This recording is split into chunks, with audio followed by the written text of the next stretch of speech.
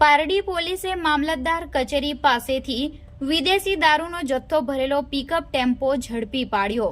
દારૂ અને ટેમ્પો તેમજ પાર્સલ બોક્સ મળી 9,45,800 રૂપિયાનો મુદ્દામાલ જપ્ત કર્યો। જગન્નાથ ભગવાનની આગામી રથયાત્રાને પગલે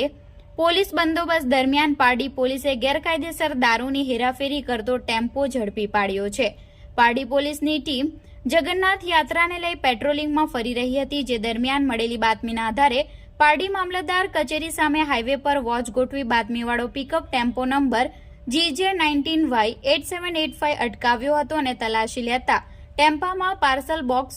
નંગ 60 સાથે વિદેશી દારૂના બોક્સ નંગ 26, જેમાં બોટલ નંગ 672, જેની કિંમત રૂપિયા 1,60,800 નો જથ્થો મળી આવતા ચાલક દિલીપ હરીશભાઈ ગૌર રહે રાજસ્થાન બાડમેરની ધરપકડ કરી છે અને દારૂ રૂપિયા 1,60,800, ટેમ્પો રૂપિયા 4 લાખ, અન્ય પાર્સલ બોક્સ 3,78,000 મળી પારડી પોલીસે કુલ રૂપિયા 9,45,800 નો મુદ્દામાલ જપ્ત કર્યો છે। આ સાથે ઝડપાયેલા ચાલકે કબૂલાત કરી હતી કે તેણે શેઠ નાગારામ ચૌધરીએ